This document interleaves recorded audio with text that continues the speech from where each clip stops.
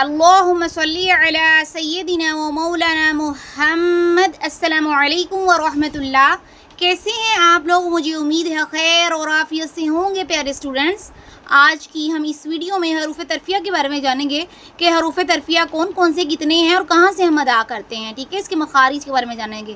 سب سے پہلے دیکھیں حروف ترفیع ہمارے پاس کتنے ہیں؟ 3 ہیں ہمارے پاس، لام، نون اور حرف را، ٹھیک ہے؟ یہ کیا ہے؟ حروف ترفیع ہیں ہمارے پاس، ٹھیک ہے؟ لام، نون، حرف را، یہ کیا ہے ہمارے پاس؟ حروف ترفیع۔ آگے ہم اس کے مخارج میں چلے جاتے ہیں، دیکھیں ذرا۔ لام کا مخرج ہوتا ہے زبان کا کنارہ ضواحک سے ثنایا تک کے مسوڑوں سے ہمارے پاس ادا ہوتے ہیں، ٹھیک ہے؟ یہ حرف لام ہے، ٹھیک ہے؟ آگے آپ یہ یاد رکھیں، پھر میں زبان کا کنارہ بھی بتاتی ہوں اور ضواحک سے ثنایا تک کے مسوڑے بھی آپ لوگوں کو بتاتی ہوں، بس ایک دفعہ مخرج دیکھ لیں۔ حرف نون زبان کا کنارہ ہے، انیاف سے ثنایا تک کے دانتوں کی جڑوں سے ادا ہوتے ہیں، حرف نون۔ حرف را دیکھیں، زبان کی نوک اور مقابل کے تاروں سے ہم ادا کرتے ہیں، حرف را، ٹھیک ہے؟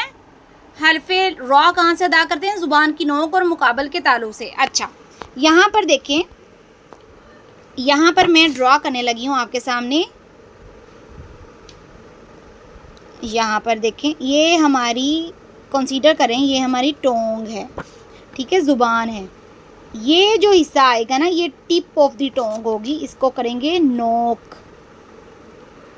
یہ کیا ہوگا؟ نوک ہوگی ہماری۔ اور یہ یہاں پر چاول کے برابر ہم نے تھوڑا سا یہ ایریا چھوڑ دینا ہے، اور یہ ہمارا ہوگا سیرا، ٹھیک ہے؟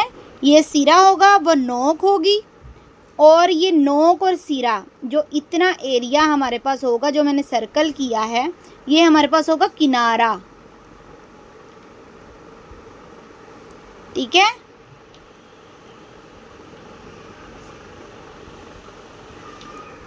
ٹھیک ہے، یہ کنارہ، نوک اور سرا دونوں کی جو ہمارے پاس جگہ ہوتی ہیں نا، وہ کنارہ کہلاتا ہے، ٹھیک ہے؟ نوک اور سرا دونوں ملا کے کنارہ بن جاتا ہے، ٹھیک ہے؟ اتنا ایریا کنارہ بن جاتا ہے۔ جو یہ سائڈ پہ ہیں،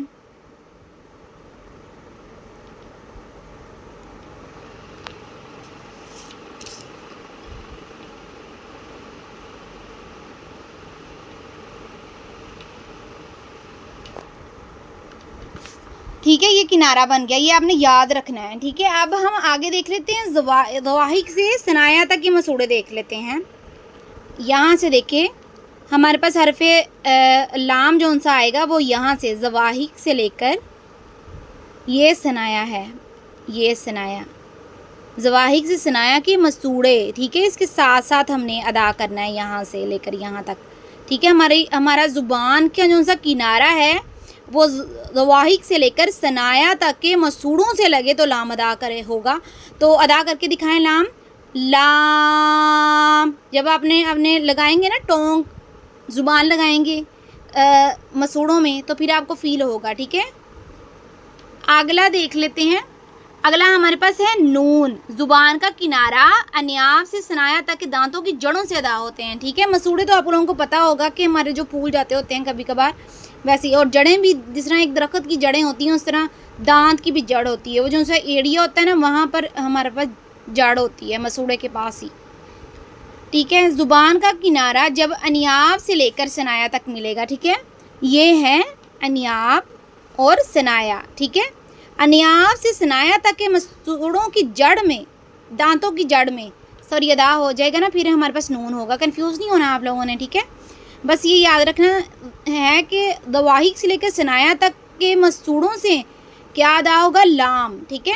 اور انیاف سے ثنایا تک کے دانتوں کی جڑوں سے کیا ادا ہوگا؟ نون۔ اور حرف را دیکھ لیں، آگے ہے حرف را۔ حرف را جو سے زبان کی نوک اور مقابل کے تالو سے ادا ہوتے ہیں۔ تالو کون سا ہوتا ہے؟ جو اوپر والی چھت ہماری ہوتی ہے، ٹونگ سے اوپر، دیکھیں ذرا، ٹھیک ہے؟ زبان کی نوک کو ٹونگ سے، جہاں پر گڈھے گڈھے کو فیل ہوتے ہوں گے، ٹھیک ہے؟ نوک، وہاں سے ادا کرنا ہے۔ را، را، اس کو یوں ادا کرنا ہے، را، ٹھیک ہے؟ اس کو یوں، جس طرح ہمارے پاس ایک انگلش میں ورڈ ہوتا ہے را، ٹھیک ہے؟ را مٹیریل جس طرح ہم کہتے ہیں، ویسے را، ٹھیک ہے؟ اس طرح ہم نے حرف را ادا کرنا ہے۔ چلیں اب ہم پریکٹس کر لیتے ہیں تھوڑی سی۔ تو پھر اور واضح ہو جائے گا آپ لوگوں کو. میرے پیچھے پیچھے ادا کریں. لام لام لام کی مقدار ہے 3 الف کے برابر. نون ناک میں آواز نہیں جانی چاہیے, منہ کھول کے ہم نے ادا کرنا ہے. نون حرف را را را, اس کو را نہیں کرنا ہے, ٹھیک ہے. را لام نون را, ٹھیک ہے. لام نون اور را حروف ترفیع ہیں. لام اور نون کی مقدار ہمارے پاس 3 الف کے برابر ہے, جبکہ را کی مقدار ہمارے پاس 1 الف کے برابر ہے. اگر آپ کو اس مخرج میں, یہ تھوڑا سا کمپلیکیٹڈ مخرج ہے, تو اگر آپ کو اس میں کچھ سمجھ میں نہیں آیا تو آپ چیٹ باکس میں مجھ سے پوچھ سکتے ہیں. اس کی پریکٹس زیادہ سے زیادہ کریں. حرف را میں تکرار کی آواز نہیں آنی چاہیے. لام کو لام نہیں کرنا ہے, لام منہ کھول کے ادا کرنا ہے. نون میں ناک میں آواز نہیں جانی چاہیے, ٹھیک ہے. زیادہ سے زیادہ اس کی پریکٹس کریں. مجھے امید ہے کہ آپ زیادہ سے زیادہ پریکٹس کریں گے. اللہ تعالیٰ آپ کو اور مجھے قرآن پاک پڑھنے کی توفیق عطا فرمائے اور اس پہ عمل کرنے کی توفیق عطا فرمائے. آمین یا رب العالمین. مجھے امید ہے کہ آپ زیادہ سے زیادہ پریکٹس کریں گے. پیارے اسٹوڈنٹس, دعاؤں میں یاد رکھیے گا. اللہ حافظ.